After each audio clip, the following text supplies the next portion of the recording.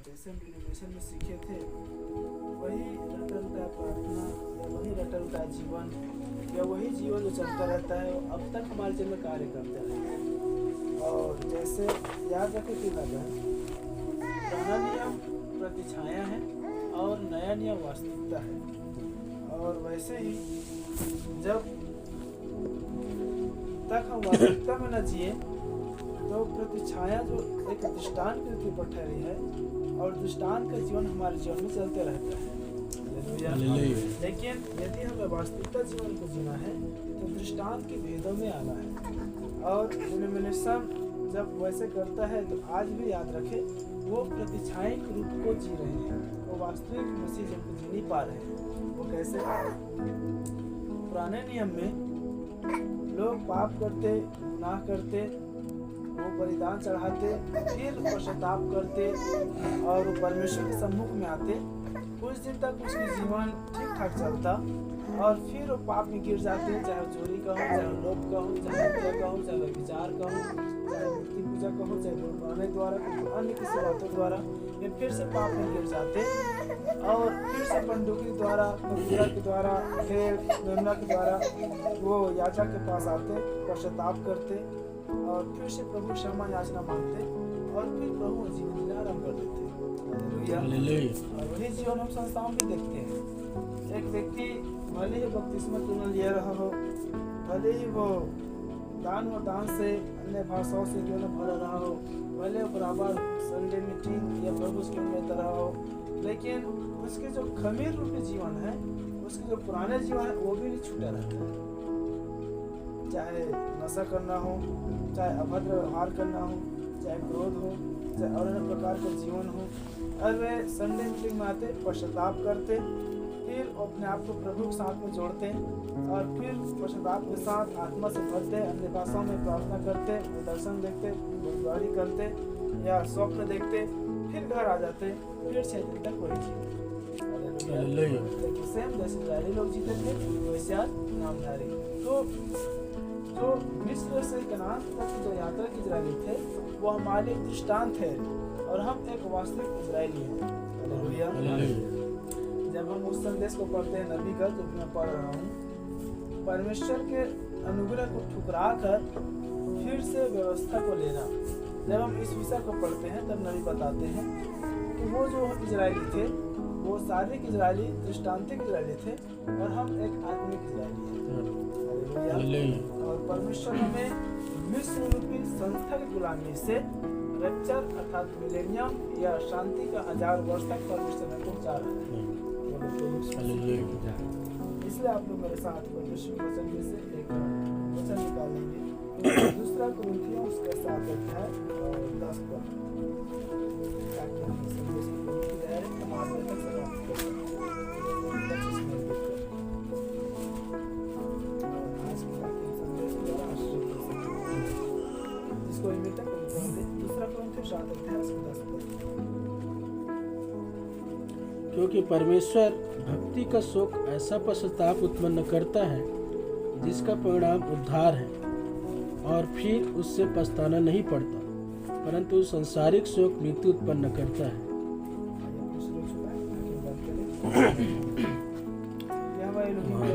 सर्वशक्तिमान दयालु परमेश्वर, आप जो ही परमेश्वर है प्रभु, और आपने कहा मैं जगत में जीवन देने आया हूँ प्रकट करें।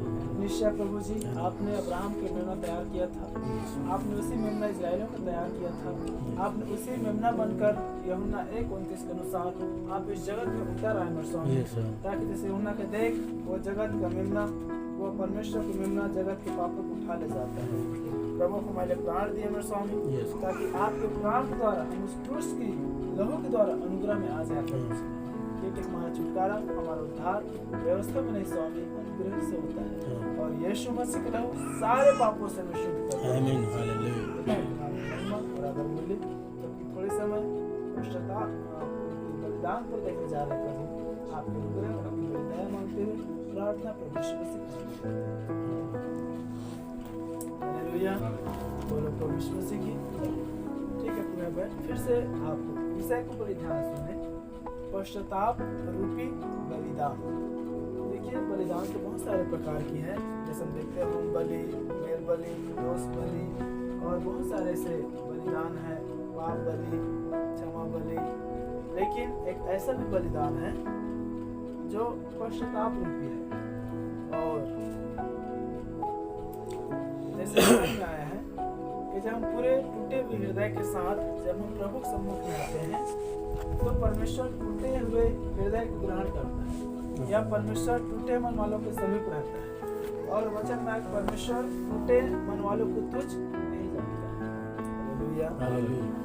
और इसीलिए दाऊद, अय्यूब सारे लोग कहते हैं प्रभु देख मैं शोक के मारे मारा जाता हूँ, मैं शोक का पहरावा पहना हूँ। और इसीलिए जब पुराने पीढ़ी में लोग पाप करते, गुनाह करते, तो वे पूरी तरह से शोक और पश्चाताप से भर जाते थे। और जब तक वो पूरी तरह से पश्चाताप न करे, अभी के समय में तो लोग उपवास प्रार्थना करते हैं और लोग एक जगह बैठ जाते हैं, जैसे मत्ती 6 में आया है कि तुम घर कोने में जाओ, द्वार बंद कर, कोठरी में जाओ, उपवास उठा और प्रार्थना कर।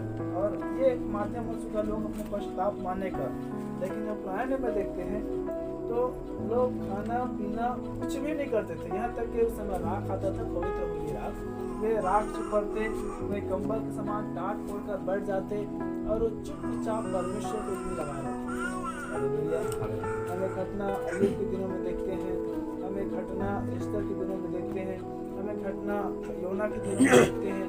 कैसे जब निनवे के नगर पाप भर गया था तो क्या पशु, क्या जानवर, क्या मनुष्य, क्या स्त्री, क्या पुरुष, क्या बच्चे, सब के सब 3 दिन और 3 रात तक न तो कोई कुछ खाए न तो कोई कुछ पिए और टाट ओढ़ कर वे पश्चाताप करने लगे। क्यों? क्योंकि भविष्यवक्ता द्वारा यह कहा गया था यदि तुम लोग मन न फिराओ या तुम पश्चाताप न करो तो आज से ठीक 40 के बाद निनवे उलट दिया जाएगा।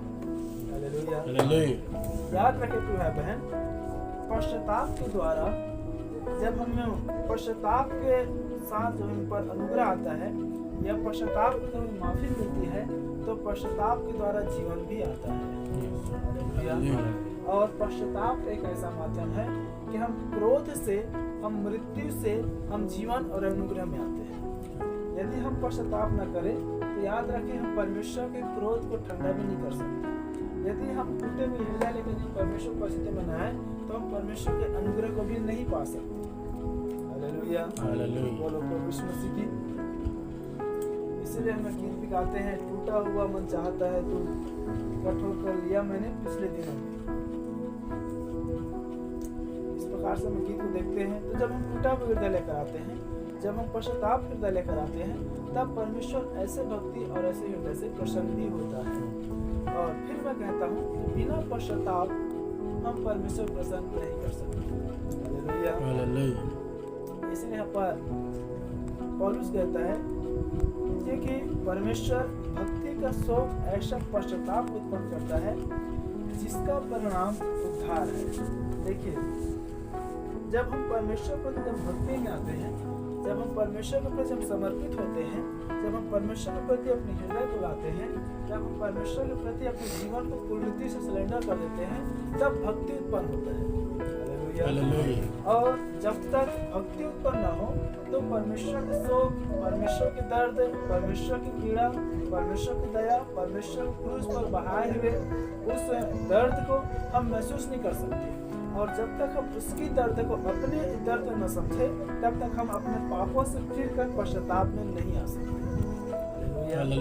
इसलिए देखिए क्रूस की जो दर्द है या क्रूस की जो कहानी है, आपको मुझे एहसास है, आप और हम उस क्रूस की दर्द को जानते हैं।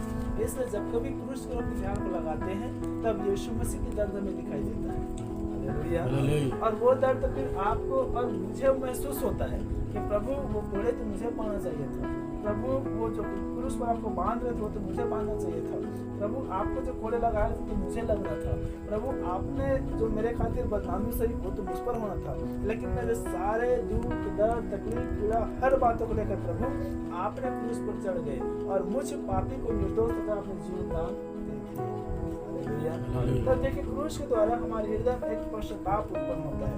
और फिर बाइबल पर बता रहा है कि पश्चाताप जब हमारे हृदय में उत्पन्न होता है तो पश्चाताप का जो परिणाम है प्रिय भाई बहन वह उद्धार है। हालेलुया। इसलिए बाइबल बताता है उद्धार यहोवा ही देता है, और यहोवा प्रभु यीशु मसीह। बोलो प्रभु यीशु मसीह की जय। तो लिखा है जिसका परिणाम उद्धार है, फिर उससे पछताना नहीं पड़ता। ये सबसे मोस्ट इम्पोर्टेंट है, इस पर हम थोड़ा समझ कर बातचीत करेंगे। देखिए भाई बहन, कई बार क्या होता है, हम फिर से पुराने में जाते हैं, जब हम पश्चाताप करते हैं और जब हम कहते हैं मैं पापी हूँ प्रभु, मैं पापी हूँ प्रभु, मुझसे गलती होगा प्रभु, मुझे माफ कर दे, प्रभु मुझे माफ कर दे। देखिए प्रभु अनुग्रहकारी परमेश्वर है, वो विलंब से क्रोध करने वाला परमेश्वर है, वो दया और क्षमा करने वाला परमेश्वर है। लेकिन जब हम यूनानी में पढ़ते हैं और जगह रोमियो में भी आया है, क्या अनुग्रह के द्वारा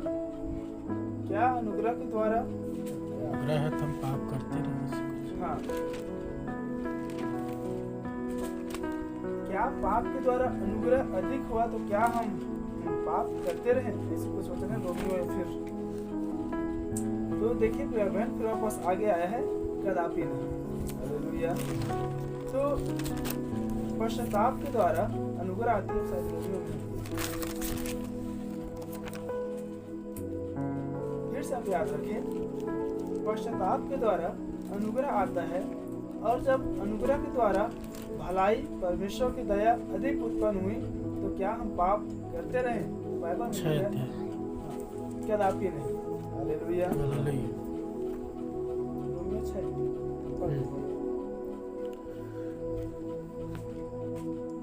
तो हम क्या कहें, क्या हम पाप करते रहें कि अनुग्रह बहुत हो? कदापि नहीं।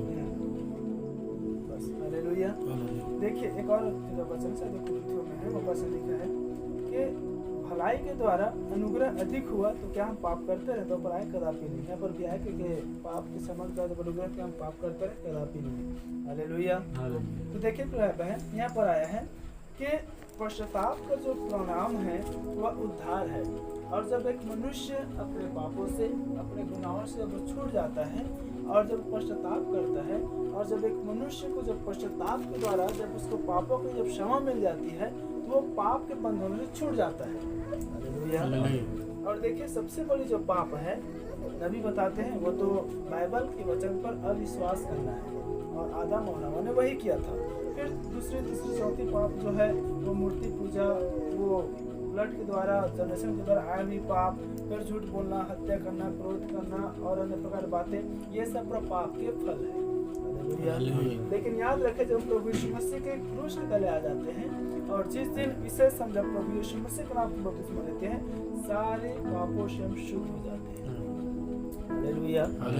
और फिर इसके एक और शर्त है।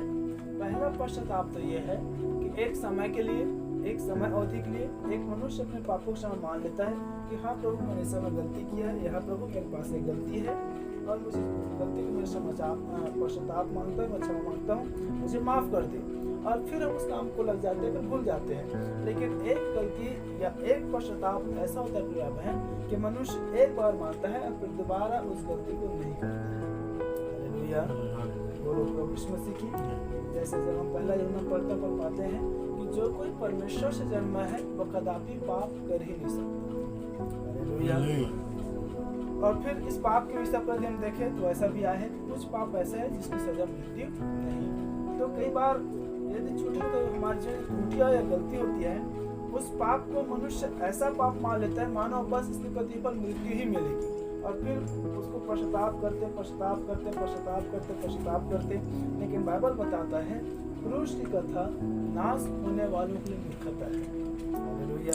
क्यों? क्योंकि प्रभु यीशु मसीह हमारे पापों के लिए, जब इब्रानियों उसका 9 अध्याय और उसकी 28-29 पद को पढ़ेंगे तो हम पाते हैं कि प्रभु यीशु मसीह हमारे लिए एक बार मरा। हालेलुया। और उसकी एक ही बार क्रूस पर की मृत्यु के द्वारा सदा के लिए उसकी पापों के बंधनों से छूट गए हैं। हालेलुया। हालेलुया। बोलो प्रभु यीशु मसीह की। और जब हम सच्चे हृदय और सच्चे मन के साथ अपने पाप, अपने गुनाह, अपने धर्म जब पश्चाताप कर लेते हैं, जब हम माफी मांग लेते हैं, तब उसकी पश्चाताप का परिणाम उद्धार मिलता है। हालेलुया। आपको वचन बताया है कि जो कोई प्रभु का नाम लेगा निश्चय उद्धार को पाएगा। अब आगे क्या लिखा है, फिर से पढ़ रहा हूँ। परमेश्वर के भक्ति का शोक ऐसा पश्चाताप उत्पन्न करता है जिसका परिणाम उद्धार है और फिर उसे पछताना नहीं पड़ता। याद रखें, यदि जिस दिन हमें विश्वास हो जाता है कि हाँ मैं यीशु मसीह के लहू से पूरी तरह से धुल चुका हूँ, आप याद रखें उस दिन आप परमेश्वर की आत्मा से जन्म ले लिए हैं। और जब आप परमेश्वर की आत्मा से जन्म ले लिए हैं तो पहली बात है कि आप पाप करेंगे नहीं। हालेलुया। और दूसरी बात है कि जब पाप भी नहीं करेंगे आपको पछताना भी नहीं पड़ेगा। हालेलुया। बाइबल बता रहा है फिर उससे पछताना नहीं पड़ता। और यही बात है बहन का हम सोचता हूँ, देखते हैं लोग गुनाह करते हैं, धर्म करते हैं, उनको कितनों भी आत्मा मर जाए, कितना भी सामर्थ्य मर जाए, कितनों भी सत्यनिष्ठ होकर मसीह को जिए, तो पश्चाताप करना नहीं छोड़ते। हालेलुया। एक प्रभु में एक भाई है जिसके विषय को मैं थोड़ा बता देता कि अपने विश्वास में बढ़ जाए। उनकी प्रार्थना में अक्सर सुना करता था कि वे जब रात में सोते तो भी पश्चाताप करते कि प्रभु सारे पाप और गुनाह क्षमा करे, और जब वो रात में सोते जब सुबह उठते फिर पश्चाताप करते कि प्रभु सारे पाप गुनाह धर्म क्षमा कर प्रभु। तो देखिए वो फिर पाप कौन से पाप ऐसे करता है जिसका उसको सुबह शाम क्षमा मांगना पड़ जाता है। हालेलुया। आप लोग भी कितने ऐसे विश्वासी लोग देखेंगे कि जिनके प्रार्थना में पश्चाताप एक कड़ी जुड़ा हुआ ही रहता है। हालेलुया। वो लोग प्रभु यीशु मसीह की याद रखें। नबी एक संदेश लिए हैं, तुम्हें नए सिरे से जन्म लेना अवश्य है। जब हम इस विषय को जब पढ़ते और सुनते हैं तब नबी से बताते हैं हमें एक ही बार, जैसे यीशु मसीह ने हमारे लिए एक बार मरा और उसने इतना अधिक टुकड़े टुकड़े अपने आप को निर्बलता में दे दिया, हमें एक ही बार अपने जन्म से लेकर वर्तमान तक के पाप गुनाह अधर्म इतना अधिक मान लेना है और हमारे खुद के पाप हमारे खुद के गुनाह हम पर इतना अधिक दोष लगाए कि हम स्वयं में शर्मिंदगी महसूस हो जाए कि मैं इतना जिन्होंने इतना गिरावट इतना निम्न स्तर का मेरा जीवन था, लेकिन यीशु मसीह आपके अनुग्रह आज मुझे चाहिए। हालेलुया। या आपके स्वयं के जो दोष है आपको पूरी तरह तोड़ दे, और जिस दिन आप उस दशा में टूट जाते हैं उस दिन आप विश्वास करें कि आपके सारे गुनाह अधर्म पाप उस दिन की पश्चाताप के द्वारा क्षमा हो गई है। और जब ऐसे दशा पर जब क्षमा या पश्चाताप के दशा में आते हैं आपको दोबारा फिर पश्चाताप या क्षमा मांगने की आवश्यकता नहीं पड़ती। फिर उस दिन से यीशु मसीह का अनुग्रह आप पर फिर आ जाता है। हालेलुया। बोलो प्रभु यीशु मसीह की। फिर उसे पछताना नहीं पड़ता परंतु संसारिक शोक मृत्यु उत्पन्न करता है। फिर यहाँ पर संसारिक और आत्मिक आनंद के विषय पर दिया गया है। और जब हमें वो सच्चा पश्चाताप और सच्चा वो उद्धार जब हमें आ जाता है या मसीह के आत्मा जाता है तो न तो हमें संसारिक शोक रहता है और न तो संसारिक दुख रहता है, न तो संसारिक पश्चाताप रहता है, न तो संसारिक और कुछ बात है, तो सदा मसीह के आनंद हमें रहता है। हालेलुया। इस पूरा अध्याय को पढ़ेंगे फिर वो क्लेश और आनंद और फिर मसीह के आनंद और फिर वो सारी बात को पौलुस बताता है। देखिए बहन, यही कारण कितने सारे लोगों को देखते हैं तो प्रभु में आ जाते हैं तो सदैव उनके चेहरों पर सांसारिक उदासी छाया रहता है। इसलिए उनके बाद कभी सब बोलता भी वैसे उदास होकर मत बैठो, आप प्रभु की उपस्थिति पर बैठो। हालेलुया। तो हम जब आत्मिक आनंद में आ जाते हैं, जब आत्मिक आत्मा में आ जाते हैं, जब आत्मिक अनुभव में आ जाते हैं, जब आत्मिक उद्धार में पा जाते हैं तो याद रखें संसारिक उदासीन भी हमारे जीवन से चली जाती है। हालेलुया। तो नबी मार्टिन के विषय पर बताते हैं कि वो जीवन भर सदैव उसके चेहरे पर एक प्रसन्नता रहती थी। हालेलुया। उसके भी दुख आता रहेगा, उसके भी उतार चढ़ाव गिरी गरीबी चिंताएं निराशा सब कुछ आता रहेगा तो अभी प्रभु में। हालेलुया। जैसे पौलुस कहते हैं प्रभु में सदा आनंदित रहो। मैं फिर कहता हूँ क्योंकि संसार से शोक और मृत्यु उत्पन्न होता है। एक बात हमेशा मैं सिखाता हूँ, देखिए प्रिय बहन, एक मनुष्य को पश्चाताप या माफी कब मांगना पड़ता है? जब वह गलती करता है। हालेलुया। यदि हम किसी को जबरदस्ती आप सॉरी बोलो या माफी मांगो या पैर पड़ो तो कदापि नहीं पड़ेगा, ये कदापि नहीं गिरेगा, ये कदापि वो क्षमा या माफी नहीं मांगे। क्यों? क्योंकि सदा इस बात में पूरी अस्वस्थ रहेगा या पूरा उसको वो मजबूती या दृढ़ता में रहेगा कि मैं गलती किया ही नहीं तो किस बात में माफी मांगूं। हालेलुया। और यदि कहीं गलती किया होंगे या गलती दिख हुआ रहेगा तो वो बोलने से पहले पैर में झुक जाएगा। हालेलुया। उससे वही मसीह जीवन भी पूरा करें। देखिए आज जो लोग पश्चाताप करते हैं, माफी मांगते हैं, ये केवल रटन टाइप प्रार्थना हो चुकी है। बहुत बार रटन उठा प्रार्थना के खिलाफन हमेशा रहता है। ये बात देखते हैं, हमारी सुबह की प्रार्थना रटन उठा है, खाना की प्रार्थना रटन उठा है, कहीं जाने की प्रार्थना रटन उठा है, शाम की प्रार्थना रटन उठा है, आराधना की प्रार्थना रटन उठा है, हर बात में रटन उठा है। परमेश्वर रटे उठाए प्रार्थना से प्रसन्न नहीं होता है। हालेलुया। तो बोलता है प्रार्थना करने वाली आत्मा देखो, प्रार्थना सिखाने वाली आत्मा देखो। मैं नए नए बातों से मैं तुमको बात कर सकूं प्रभु। हालेलुया। इससे सबसे अच्छा प्रार्थना वो है कि हम सदैव राजाओं की प्रार्थना पर ध्यान दें। पुराने नियम में जो राजा लोग होते थे या याजक लोग होते थे, वो लोग कैसे परमेश्वर की प्रार्थना करते थे, वो लोग कैसे परमेश्वर की आराधना करते थे, वो लोग कैसे परमेश्वर महिमा करते थे। तब इसमें फिर हमारी वास्तविक भक्ति परमेश्वर प्रति उत्पन्न होती है। हालेलुया। बोलो प्रभु यीशु मसीह की जय। याद रखिए प्रिय बहन, यदि हमारे मसीह जीवन में यदि हमें इतना मालूम है कि मैं अपना मसीह ठीक ठाक जी रहा हूँ, तो याद रखें आप कलवरी के क्रूस के बलिदान को व्यर्थ न ठहराएं और संसार और डेमोक्रेसी के समान हर बात में माफ कर दे। प्रभु मैं पापी हूँ, अपना करते रहें। आप मसीह की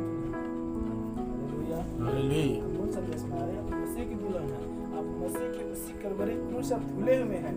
वचन में क्या लिखा है? पतरस प्रभु ने कहा तुम शुद्ध हो, सब के सब आ चुके, इसलिए शुद्ध है और शुद्ध है वही तो पवित्र है। तो वो दया करेंगे। मैं एक बार संदेश बोला था, मैं धर्मी और पवित्र विषय पर लूंगा। एक और संदेश आ रहा है शुद्ध और पवित्र, उसको भी देखिए शुद्ध किसे कहते हैं और पवित्र किसे कहते हैं। हालेलुया। देखिए बाइबल बहुत सारी जगह पर उन्होंने कहा कि तुम पवित्र बनो, तुम पवित्र बनो, तुम पवित्र बनो, तुम पवित्र बनो। और बहुत सारे प्रार्थना में प्रभु दास ने कहा शुद्ध कर दे प्रभु, तब मैं शुद्ध हो जाऊंगा, अपने जीवन से मुझे शुद्ध कर। और बहुत सारी जगह पर शुद्ध के विषय पर लिखा है। पतरस कहता है कि सबके सब शुद्ध है पर तुम लोग शुद्ध हो। हालेलुया। ये शुद्ध और पवित्र लोग लिखे। देखिए हर एक बातें मिली-जुली बातें लगते हैं, ज्ञान और बुद्धि और दर्शन और प्रकाशन, दान और वरदान, और उसी प्रकार बहुत से ऐसे मिली-जुली शब्द है, दया और अनुग्रह, आज्ञा और अनुमति। लेकिन इसमें भी एक भेद है, और एक शब्द में डिनोमिनेशन छुपा रहता है और एक शब्द में दूरी छुपा रहता है। हालेलुया। जैसे कि बीते दिन संदेश लेते धन्य के विषय पर, तो धन्य केवल दो ही लोग हैं, पहला परमेश्वर और दूसरा परमेश्वर की दूरी। बोलो प्रभु यीशु मसीह की। इसलिए हम मसीह के लहू से धुले हुए हैं। इसलिए परमेश्वर की भक्ति का शौक ऐसा पश्चाताप उत्पन्न करता है जिसका परिणाम उद्धार है और फिर उसे पछताना नहीं पड़ता। यदि हमें पश्चाताप नहीं आया है तो याद रखें, जब तक एक मनुष्य में सच्चा पश्चाताप नहीं आता है, वो गलती पे गलती, गिरावट पे गिरावट, पाप पे पाप, गुनाह पे गुनाह, अधर्म पे अधर्म, परमेश्वर के विरोध में सदा जाता रहेगा। लेकिन जिस दिन सच्चा भक्ति रूपी पश्चाताप आ जाता है, उसे भक्ति आ जाता है, मनुष्यों के प्रति नहीं, परमेश्वर के प्रति। और जिसके जीवन में परमेश्वर के प्रति भक्ति आ गया, तो परमेश्वर के प्रति भी और मनुष्य के प्रति भी, वो दोनों के प्रति भक्ति में जीवन जीना आरंभ करते हैं। हालेलुया। और यही कारण है प्रिय बहन, इस विषय पर हम लंबे समय टिक सकते हैं, लेकिन समय इसमें बंद कर रहा हूँ। संसार लोग हम देखते हैं परमेश्वर के प्रति भक्ति नहीं होने के कारण वे परमेश्वर के प्रति भक्ति दिखाने का प्रयास तो करते हैं, दिखावा तो करते हैं, लेकिन जब संसारिक लोग साथ में आता है या जब मनुष्य साथ में आता है तो अपनी वास्तविकता में आ जाता है। चाहे लड़ने में हो, चाहे झगड़ने में हो, चाहे बातचीत करने में हो, चाहे व्यवहार करने में हो, चाहे मन में द्वेष रखें, हर क्रियाकलाप क्यों ना हो। क्यों? क्योंकि उसकी भक्ति परमेश्वर के प्रति ही नहीं जुड़ा है। याद रखें। और जिस मनुष्य के परमेश्वर के प्रति भक्ति जुड़ गया तो मनुष्य के प्रति ऑटोमेटिक झुकाव आ जाएगा। बाइबल तो ही बताते हैं, तुम जो कुछ भी करते हो ये समझ कर मत करो मैं मनुष्यों के लिए कर रहा हूँ, ये समझ कर कि मैं प्रभु के लिए कर रहा हूँ। हालेलुया। प्रभु यीशु मसीह की जय। बाइबल इसके विषय में हमें बताता है, मत करके जैसे उसने मेरे साथ किया मैं भी उसके साथ करूंगा, पर जो तुम्हारा काम नहीं परंतु मेरा काम है। परमेश्वर यहोवा के क्रोध को अवसर दो। हालेलुया। ये सारी बातें परमेश्वर के प्रति भक्ति में बनाता है, और जब हमारा जीवन परमेश्वर के प्रति भक्ति में होता है तो मनुष्य के प्रति भी भक्ति आ जाता है। प्रभु यीशु मसीह की जी। तो देखिए फिर से कहता हूँ, पश्चाताप जो है वो उद्धार को उत्पन्न करता है। जब हमें उद्धार आता है तो फिर पछताने की आवश्यकता नहीं। अब हमें वो शोक, अब हमें वो पीड़ा, अब हमें वो दुख, अब हमें वो पाप गुनाह अधर्म नहीं है। अब तो बस हमें वो आनंद और शांति का हमारा इस जगह से देह का उद्धार होने वाला है। अब हमारा छुटकारा होने वाला है। अब हमारा मिलेनियम होने वाला है। हालेलुया। मिलेनियम का मतलब शांति का 1000 वर्ष। संसार का शोक बाइबल बता रहा है मृत्यु उत्पन्न करता है। इसलिए कभी भी हम संसार के शोक को, संसार के दुख को, संसार के दर्द को, संसार की पीड़ाओं को, एक बात मैं हमेशा कहता हूँ, संसार की आत्मा को लेकर ना आए, संसार की आत्मा को लेकर ना बैठे। मैं इसलिए कहता हूँ हम संसार में इतना काम बूता अस्त व्यस्त थके मांदे क्या कुछ नहीं रहते, चिंता निराशा और सारे घर परिवार संसार के माहौल उनका चर्च मांग बैठ जाते हैं। कहाँ से ताली बजेगी, कहाँ से आराधना होगी, कहाँ से प्रार्थना, कहाँ से मान खोल के संसार के शोक को हम कहाँ उत्पन्न कर रहे हैं, कभी सब मृत्यु उत्पन्न। हालेलुया। लगता है कि लाइन को संडे में मिलता सब लोग सुन पाते हैं प्रभु यीशु मसीह की। इसलिए संसार के शोक मृत्यु उत्पन्न करता है, लेकिन हमें प्रभु में सदैव आनंद दिखता है। आमीन। हालेलुया। प्रभु अपने वचन के द्वारा हमारे को आशीष करें।